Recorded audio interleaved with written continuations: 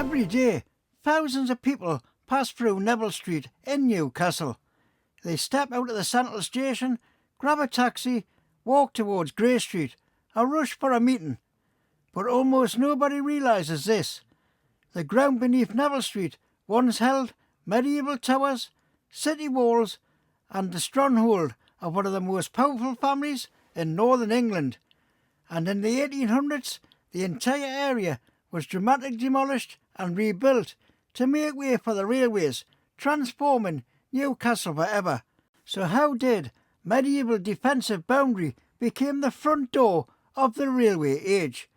Today on 55 Degrees North, we're uncovering the hidden story of Neville Street, from medieval fortress to Victorian transport powerhouse.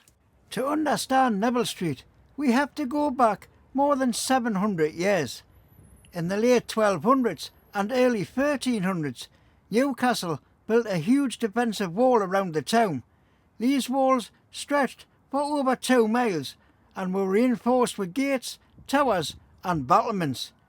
And right here, where Neville Street now runs, stood part of that defensive line. Several towers guarded this section of the wall, including West Spittal Tower, Stank Tower and the most important of them all, Neville Tower. The tower was named after the Neville family, one of the most powerful, noble dynasties in medieval England. Their main seat was Raby Castle in County Durham, but they also had a town residence inside Newcastle called Westmoreland Place. Behind the residence stood the tower that protected their property and helped defend the city. The Nevilles were not minor nobles. They were political powerhouses, producing earls, military commanders and key players in struggles between medieval kings. One member of the family, Ralph Neville, Earl of Westmoreland, helped secure the throne for Henry IV during a period of rebellion and civil unrest. So when 19th century Newcastle named a street Neville Street, it was remembering a family that once dominated the north of England. Before Neville Street existed, the landscape here looked completely different. Instead of wide roads, the area was packed with narrow medieval lanes known locally as chairs. These winding passages connected homes, workshops, markets and city gates. One nearby example that still survives today is Pudding Chair, first recorded in the 1300s. Another is Pink Lane, which ran along the inside of the city wall. During times of danger, soldiers could move quickly along this route to reinforce different sections of the wall. But as Newcastle grew during the 18th and 19th centuries, these medieval streets began to feel outdated.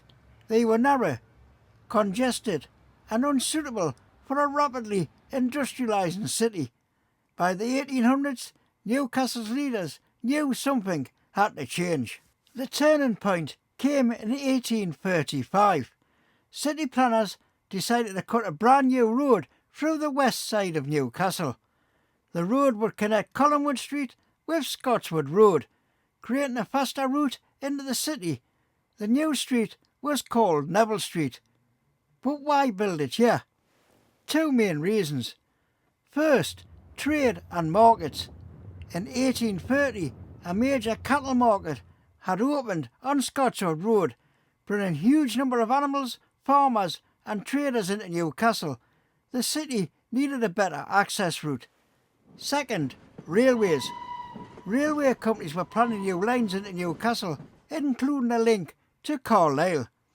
Neville Street was perfectly positioned to become the approach road for the new transport hub. But creating the street meant destroying parts of the medieval city. Historic buildings were cleared, sections of the town wall were demolished, and towers that had stood for centuries disappeared. The medieval defensive edge of Newcastle was being erased to make way for the industrial future. Then came the biggest transformation of all. In 1850, Newcastle Central Station opened. Designed by architect John Dobson and engineered by legendary railway pioneer Robert Stevenson, the station was one of the most advanced railway terminals in Britain. Suddenly, Neville Street became something entirely new. Instead of a city boundary, it became Newcastle's front door. Passengers arriving by train would step onto Neville Street and immediately see the grand Victorian streetscape. Over the next few decades, the area filled with impressive buildings. In 1863, the Royal Station Hotel opened, a luxurious railway hotel for travellers arriving in the city. Nearby stood the County Hotel, shops, offices and goods depots. Railway companies built administrative buildings here to manage freight, cargo and logistics. Neville Street had become a nerve centre of Newcastle's railway economy, and the railway transformed the city itself. Goods could now travel across Britain faster than ever before. Just a short walk away stood some of the most influential institutions in industrial Britain. For example, Neville Hall became home of the North of England Institute of Mining and Mechanical Engineers. This organisation brought together engineers, scientists and industrial leaders who shaped the mining industry that powered the Victorian economy. Nearby was the Literary and Philosophical Society of Newcastle, one of Britain's oldest independent libraries. And towering above the skyline stood St Mary's Cathedral, designed by the famous Gothic Revival architect A.W.N. Puggin.